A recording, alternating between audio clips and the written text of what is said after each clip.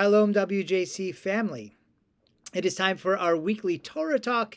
And this week in Parshat Veyetze, we pick up with the story of Yaakov Avinu, of Jacob, our patriarch, who has fled from his house, from the house of Yitzchak and Rebekah, having stolen the blessing of his brother Esau, tricking his father into giving him that blessing instead. And Yaakov is running away towards his uncle Lavan's house, and he goes to bed for the night, and he dreams of a ladder. Many of us familiar with this image of Jacob's ladder in his dream, angels going up and down, or down and up, as the case may be, the ladder. Some people may not know that this incident is not only important in Jacob's life, in the early life of the Jewish people, but also in the current life, the present life of the Jewish people. Why is that? Because the rabbis took each of our prayer services, our Tefillah services, Shacharit in the morning, Mincha in the afternoon, and Mariv in the evening. They associated each one with one of the patriarchs. Avraham Avinu, Abraham, our patriarch, Yitzchak Avinu, Isaac, our patriarch, and of course Yaakov Avinu. And they did them in order. They said Avraham is the one who established Shacharit, the morning service, Yitzchak, Mincha, the afternoon service, and here in our incident, Jacob establishes the evening service. The question is, why do this? There's lots of explanations for why you should pray morning, afternoon, and evening, checking in throughout the day with your prayer life. What's the point of associating them, these tefillah services, with three different characters from our past? Well, first of all, let's take a quick look at how this happens. So in our parsha, the establishment of Mariv, we're told Vayifga b'makom vayalan sham, that Jacob came to a place, encountered a place, and slept there. And the rabbis interpret this term Vayifga, encounter. What's this encounter? That was him saying the Mariv service, doing evening prayers. We see when we're told about Shacharit from Avraham Avinu, we're told that Avraham gets up early, Vayashkem Avraham, and that the rabbis, and he stands. The word Amidah is used in association with Avraham. So the rabbis say, well, he got up early to pray. So Avraham established Shacharit. And Yitzchak, the word is used lasuach. He's out in the fields lasuach in the afternoon when Rivka is coming back with Abraham's servant in the Parsha a couple of weeks ago. And they say, what was he doing out in what's lasuach? It's a mysterious word, but one interpretation is it comes from the Hebrew word sicha, to have a conversation. So Yitzchak was out in the fields having a conversation with who? With God. So that was the establishment of the Mincha service. So Avraham, Yitzchak, Yaakov, three different services. But what's the point? What does this tell us?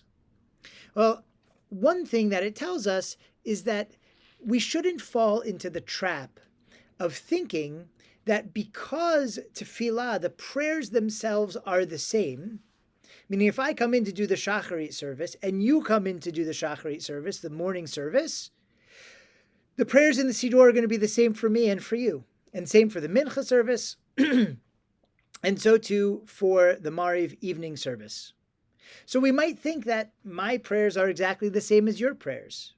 And this reminds us that though the tefillot, the words of the prayers may be the same, as different people with different neshamas, different souls, who have different relationships with God, our tefillah will always be different. Just as our patriarch's tefillah was different. Right? Avraham Vayashkem, he got up early and omeid and stood. Well, that makes sense for Avraham. Avraham was the one who was going to stand up for God and stand up for monotheism in the world. And so his prayer was upstanding, and it was strident, and it was loud, and it was for everybody to hear so that he could represent God in the world. Yitzchak's relationship with God was very different. Right? Yitzchak never had that kind of out there representational relationship with God. In fact, we hear about God and Yitzchak actually conversing very little, if at all. And so this word lasuach, Yitzchak goes out into the field and he has these conversations, these quiet, intimate conversations that match the quiet type of man that Yitzchak was. And finally, Yaakov vayifga. Yaakov encounters God at the dream of the ladder, and he wakes up and he says, wow, this is a Beth Elohim, this is a house of God. God lives here. These are the gates of heavens, and I didn't even know it. Zeh sha'ar shamayim, and I didn't even know it. Yaakov's prayer is also different. Yaakov is establishing something, encountering something that existed before him, something that Abraham created, something that Isaac created. And now here he is establishing his own version of it as the Mariv service, but it's building on what came before him. He encountered something that was already there, as we do. Maybe that's why we are Bnei Yisrael, Bnei Yaakov, the children of Israel, who is Jacob. Because like Jacob, we are building on something that existed before us. But we shouldn't think, when I come to prayer, when I come to Tefillah, when I come to synagogue, I take the same prayer. I mean, you could think it. We all think it sometimes. These prayers sound the same, and they don't do anything for me anymore. No, the challenge of Jewish prayer is to make it our own, just like Abraham did, just like Isaac did, just like Jacob did. And though our rabbis didn't speak this way, I am 100% sure, just like Sarah did, just like Rebecca did, and just like Rachel and Leah did, each with a unique voice in the way that they turned to God, because we all have a unique relationship with God. And the words may be the same, the symbolism might be the same, to try and give us access to the part of our neshama, the part of our soul that we just don't use enough to interact with the spiritual world, with the sacred world, to interact with God. That's what the Siddur is. It's a tool to bring us to focus. But what happens when we say those prayers, that is up to us. How we read those words in Hebrew or in English, how we interpret the difficult concepts that the Siddur is full of. Because interaction with God, quite frankly, having a relationship with anyone is complicated. And why should our relationship with God be any different? All of that is there for us. Because Vayifga Yaakov, because Yaakov encountered God in symbols and words that were already set for him by his father and grandfather, and so too for us. Through thousands of years, generations encounter these beautiful tefillot. We're starting to come back to prayer. We have our regular prayer services in person, and they're still accessible through the live stream.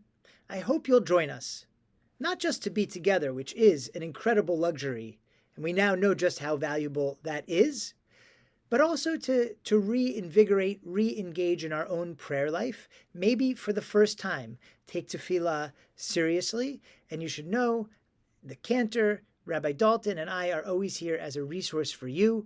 I've started actually learning one-on-one with individuals aspects of the Siddur, and we are all learning new things and bringing out the beauty of these prayers, and hopefully tapping into something that was left for us by our patriarchs and our matriarchs. The beautiful idea that Tefillah, though we have established prayer, that it's a very, very personal encounter, Vayifga. And I hope that we all are able to have that encounter as we move forward as a congregation, as individuals in our prayer lives, as well as in our communal life, that we always feel that sense of encounter. Wish you a Shabbat Shalom.